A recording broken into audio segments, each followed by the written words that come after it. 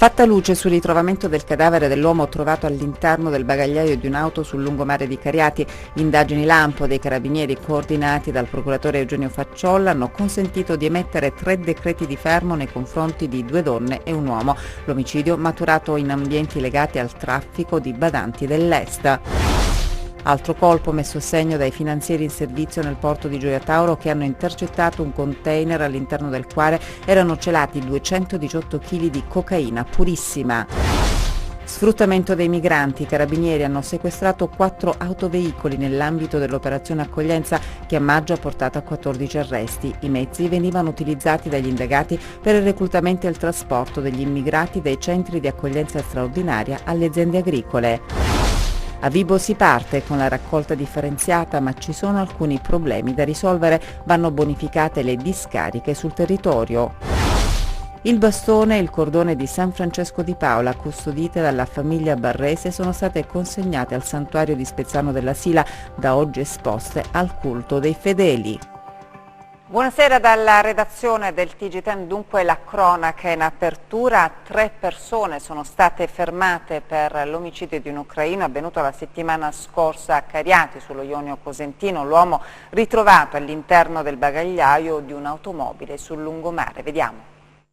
Sono 2 donne ucraine e un uomo lituano e un altro uomo è al momento ricercato, i presunti responsabili dell'omicidio di Yuri Zinchenko, l'ucraino il cui cadavere è stato trovato domenica scorsa nel bagagliaio di un'auto ferma nei pressi di una spiaggia a Cariati. La vittima, che aveva un permesso di soggiorno per motivi umanitari, in realtà pare facesse da intermediario nel collocare al lavoro badanti o altri cittadini stranieri. Il suo cadavere è stato ritrovato avvolto in una coperta nel bagagliaio di un'auto con targa polacca. Noi abbiamo praticamente una situazione generale che ci dice che comunque il soggetto è stato accoltellato e attinto a colpi di pistola.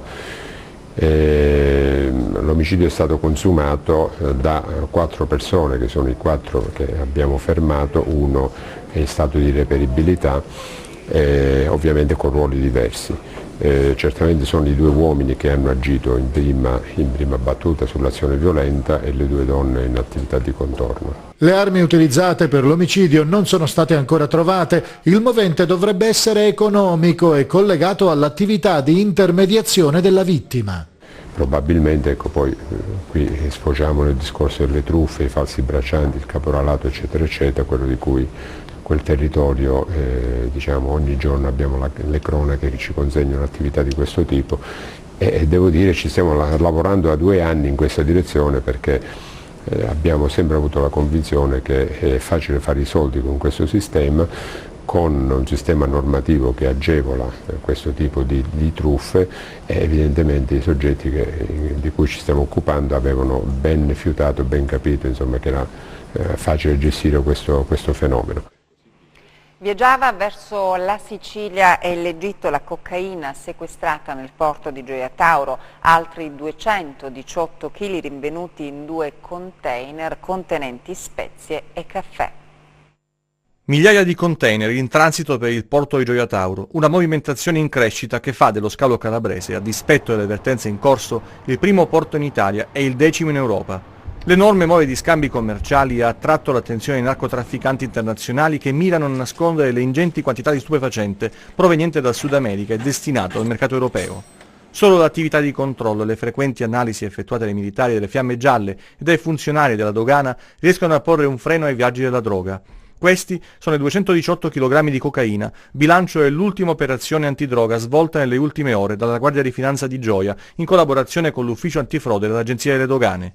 Gli agenti hanno rivolto il loro interesse verso alcuni container imbarcati su una motonave che aveva toccato diversi porti del Sud America ritenuti a rischio. Lo stupefacente, al fine di eludere i controlli, era stato occultato in 2 diversi container contenenti spezie e caffè in sacchi, caricati rispettivamente in Guatemala e nel Costa Rica e destinati ad Alessandria d'Egitto e in Sicilia. Anche in questo caso, il sistema utilizzato per far viaggiare la droga è stato quello del cosiddetto rip-off, consistente nel riporre immediatamente dietro i portelloni dei container i borsoni o trolley da viaggio con i panetti di coca, in modo da poter essere agevolmente prelevati dai trafficanti durante la sosta delle merci nelle aree portuali. La polvere, estratta dalle confezioni, è stata analizzata in laboratorio. La reazione nelle provette ha dato subito conferma della purezza dello stupefacente contenuto nei borsoni. Si tratta dell'ennesimo colpo inferto agli interessi economici delle consorterie criminali di stampo mafioso coinvolte nel traffico. Basti pensare che la droga sequestrata avrebbe fruttato, se messa in commercio, la bellezza di oltre 43 milioni di euro. L'attività svolta da Fiamme Gialle in sinergia con l'Agenzia delle Dogane ha consentito il sequestro di oltre 1300 kg di cocaina purissima nel corso di quest'anno, dei quali nel solo ultimo mese oltre 500. Migranti usati per raccogliere patate e fragole in Sila nell'ambito dell'operazione accoglienza che lo scorso maggio ha portato a 14 arresti. I carabinieri hanno sequestrato 4 autoveicoli utilizzati per il reclutamento e il trasporto degli immigrati dai centri di accoglienza straordinari alle aziende agricole. 4 auto utilizzate per il trasporto dei migranti ospiti di 2 centri di accoglienza di Camigliatello Silano sono stati sequestrati dai carabinieri su disposizione del GIP del Tribunale di Cosenza. Il provvedimento si inserisce nell'ambito dell'operazione denominata accoglienza avviata nel settembre dello scorso anno e che a maggio ha portato all'esecuzione di 14 ordinanze di misure cautelari per sfruttamento del lavoro, abuso d'ufficio e tentata truffa ai danni dello Stato. I 4 veicoli venivano utilizzati agli indagati per il reclutamento e il trasporto degli immigrati dai centri di accoglienza straordinaria alle aziende agricole. Le indagini, ricordiamo, permisero di accertare che circa 30 rifugiati, principalmente senegalesi, nigeriani e somali, venivano prelevati dai 2 centri di accoglienza straordinaria di Camigliatello Silano e portati a lavorare in campi di patate e fragole dell'altopiano della Sila Cosentina oppure impiegati come pastori. In particolare il presidente e 2 responsabili della gestione di un centro di accoglienza straordinaria risultarono responsabili di aver illecitamente reclutati i rifugiati a loro affidati per poi impiegarli in nero come braccianti e pastori in numerose aziende agricole del luogo, in concorso con i titolari di quest'ultime, nonché della manipolazione dei fogli di presenza dei rifugiati che venivano dati come presenti nel tentativo di ottenere i finanziamenti previsti dalla legge a sostegno delle strutture di accoglienza. Il GIP adesso ha emesso il decreto di sequestro preventivo ai fini della confisca dei mezzi che servirono oppure furono destinati a commettere reati contestati. Al termine delle operazioni di sequestro i militari hanno affidato le autovetture in custodia giudiziaria agli stessi proprietari. Sentite quanto è accaduto nel Catanzarese. Stava compiendo un furto in un appartamento ma è stato sorpreso dai carabinieri. Ha tentato di scappare lanciandosi nel vuoto da un'altezza di circa 6 metri. Un 34enne è stato così arrestato a Gasperina in flagranza di reato per furto ai militari in servizio in abiti civili a bordo di un'autocivetta. Dopo aver avvertito dei rumori in uno stabile sono entrati, hanno notato dei segni di effrazione in un appartamento. Allertata la centrale, sul posto è stata inviata una pattuglia del radiomobile. Alla vista dei militari l'uomo con uno zaino nero sulle spalle si è lanciato da una finestra rimanendo illeso. Immediatamente però è stato immobilizzato dai carabinieri. Le altre notizie di cronaca nei nostri 100 secondi. I giudici della Corte d'Assise di Palmi hanno condannato all'ergastolo Francesco Barone, 25 anni, di Rosarno, con l'accusa di aver ucciso la madre Francesca Bellocco dopo aver scoperto che aveva una relazione extraconiugale. La vittima, della quale non si è trovato il corpo, era figlia del defunto boss di 'ndrangheta Pietro Bellocco. La maggioranza delle strade e delle scuole del Vibonese sono ai limiti della sicurezza e la provincia di Vibo sta facendo del suo meglio visto lo stato di dissesto economico in cui versa. La nuova denuncia del presidente della provincia Andrea Niglia, convocata dall'Unione Province Italiane per la ripartizione dei fondi. Incidente stradale sulla strada statale 106 nei pressi di Rocca Imperiale. 2 ragazze sono rimaste gravemente ferite. In corso accertamenti da parte della polizia per stabilire la dinamica di quanto accaduto.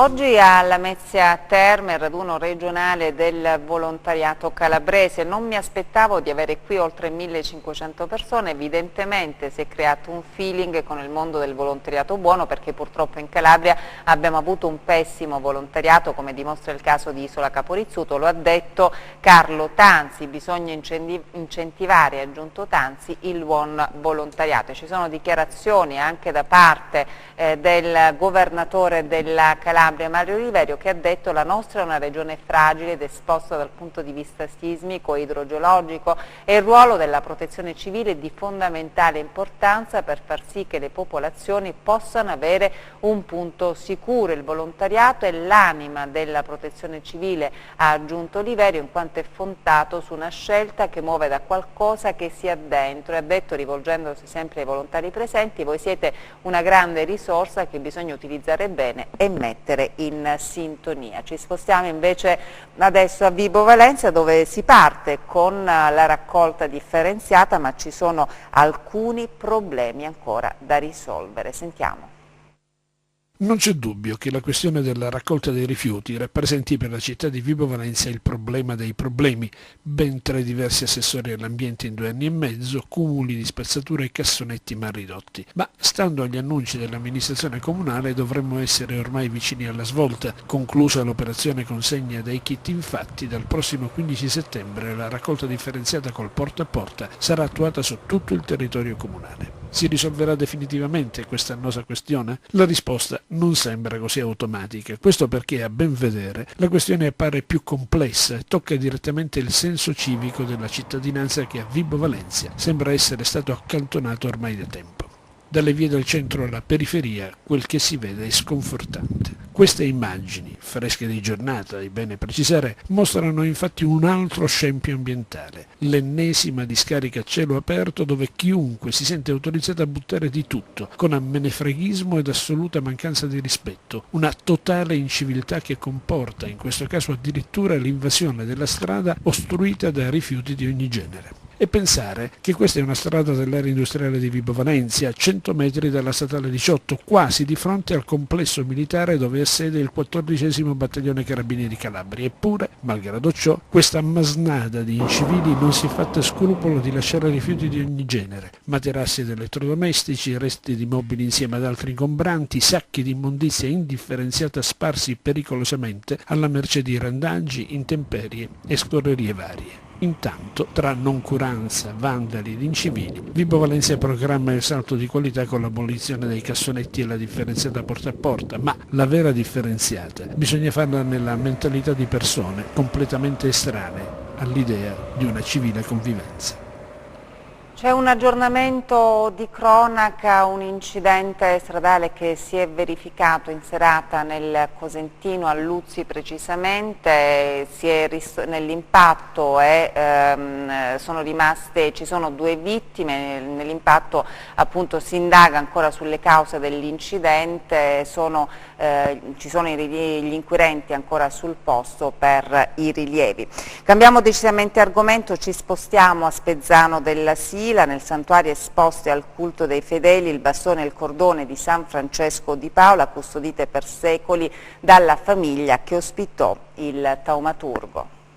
La teca blindata aperta solo per le nostre telecamere, all'interno il bastone e il cordone usati da San Francesco di Paola nel suo dimorare a Spezzano della Sila. È la prima volta che le reliquie vengono esposte al culto popolare. Finora sono state custodite dalla famiglia Barrese che ha abitato Palazzo Giudicessa, lo stesso in cui venne ospitato il taumaturgo. Giovanna Barrese oggi ha 81 anni, era una bimba, di anni ne aveva 7, quando con suo padre lasciò le antiche mura portandosi dietro il bagaglio di ricordi. Ricordo la cappella, ricordo le stanze grandissime con un gabinetto grandissimo, e poi ricordo che c'era questa stanza senza scala, un soppalco, diciamo. È vero che c'era anche un passaggio segreto che collegava il palazzo Giudicessa al convento. Dicevano, mio fratello, il primo, che è morto giovanissimo a 20 anni, ha tentato di passare, è arrivato a un certo punto e non ce l'ha fatta. Ed era lo stesso passaggio segreto che avrebbe utilizzato San Francesco. Che San Francesco utilizzava per venire al convento. Giovanna, insieme al nipote Vincenzo e a sua moglie Francesca, ha voluto che quel patrimonio finora privato divenisse pubblico e lo ha affidato al convento di Spezzano della Sila. Stamattina la firma ufficiale della consegna al parroco pro tempore Don Emilio Salatino. La proprietà resta della famiglia, ma d'ora in poi i fedeli, i curiosi, gli studiosi potranno soffermarsi su quelle che sono le tracce di San Francesco. Certamente il bastone sarà il legname che una volta era qui attorno al convento, richiama il bastone già il nostro territorio.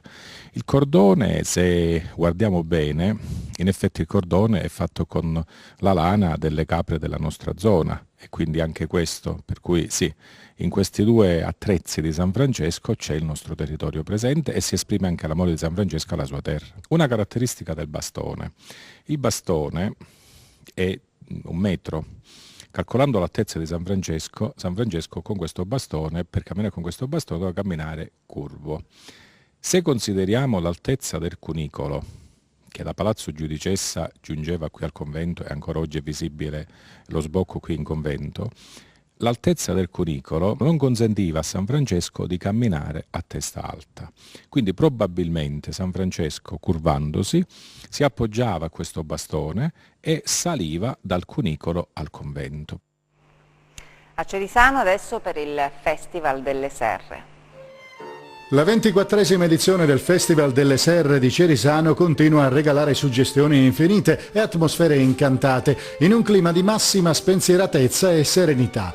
Tutto questo grazie anche ad una massiccia task force messa in campo dall'amministrazione comunale, che non ha lasciato nulla al caso. Sono numeri importanti, quasi tutti volontari, nel senso che la maggior parte sono anche i dipendenti comunali, a cui va il mio ringraziamento personale, ma il resto sono semplici cittadini che hanno voluto contribuire con il loro impegno, con la loro dedizione, sacrificando delle ore del pomeriggio e della sera, mettendole a disposizione della comunità per regolamentare, per favorire la migliore fruizione degli spettacoli. Quindi a loro va il mio ringraziamento, ma va alla popolazione cerisanese che ha dimostrato grande sensibilità, grande prontezza per offrire dei servizi, ma soprattutto per far capire che Cerisano è aperta per accogliere turismo in tutto l'anno. Il piccolo borgo da una settimana si è trasformato in un grande palcoscenico con diverse location disseminate negli angoli più belli e accattivanti del paese, che fanno da cornice a spettacoli di altissimo livello, tutti volti a richiamare e celebrare l'estro e la cultura partenopea. Un filone che è stato perfettamente interpretato dal concerto jazz Tony Esposito Experience, che ha catapultato il numerosissimo pubblico nel sound metropolitano e in tutte le espressioni musicali della vivacità napoletana, con percussioni, ritmi frenetici, giochi elettronici e le note struggenti del sax di un incredibile Marco Zurzolo.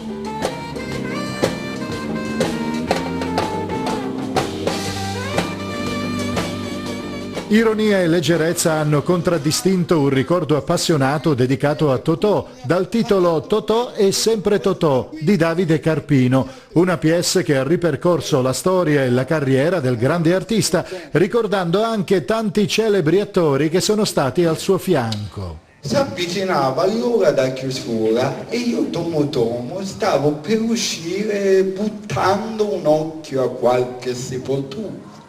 Spettacoli bellissimi che non sono stati fermati neanche da una serata di pioggia. Infatti l'amministrazione comunale ha trasferito per una sera tutte le attività a Palazzo Sersale e i tanti visitatori che, nonostante le avverse condizioni atmosferiche, erano arrivati a Cerisano, sono stati accolti dal concerto lirico dei vincitori della masterclass.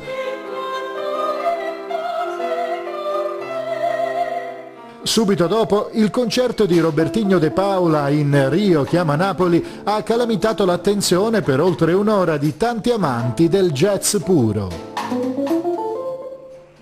A Belvedere Marittimo la terza edizione di Ceramicando.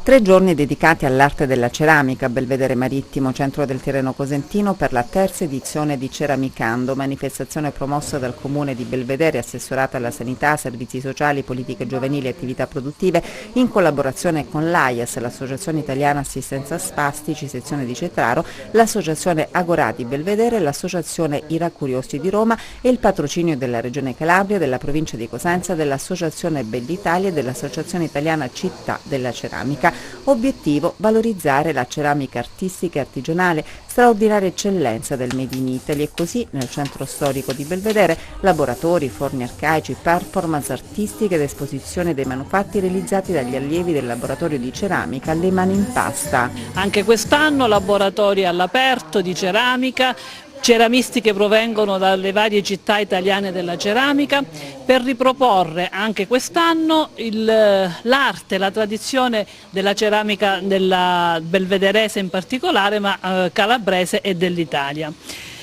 La ceramica intesa non solo nel suo valore di arte e tradizione, ma anche come mezzo per riabilitare le persone disabili, come mezzo per esprimere la creatività di persone disagiate e con problemi, e insomma una sinergia tra comune, tra ente comune, tra associazioni, tra privati, per ricreare nel centro storico di Belvedere l'atmosfera del borgo della ceramica. Anche quest'anno dunque nel centro del Tirreno Cosentino l'emozione di un evento storico, artistico e culturale per promuovere la conoscenza dell'arte e dei saperi locali nell'ottica di uno scambio culturale tra artisti e visitatori. Io è il secondo anno che vengo qui e ci sono tornata volentieri perché ho trovato una realtà bellissima. E ho visto i ragazzi che sono molto interessati, io credo che sia questo il nostro compito, trasmettere ai ragazzi dimostrandolo, facendo vedere che cos'è la ceramica, e quindi senz'altro si appassioneranno, perché quando uno inizia a fare ceramica non smette più, è come una droga, è bellissimo, è sempre una sorpresa, il forno dà sempre sorprese e quindi veramente è una cosa molto molto bella da far vedere. Il motivo di questa manifestazione è cercare di portare nella città di Belvedere, che ha tradizione ceramica, una nuova tecnica di ceramica raku, e noi cerchiamo di farla vedere al pubblico per abituarli un po' a questo tipo di lavoro. E adesso le previsioni del tempo.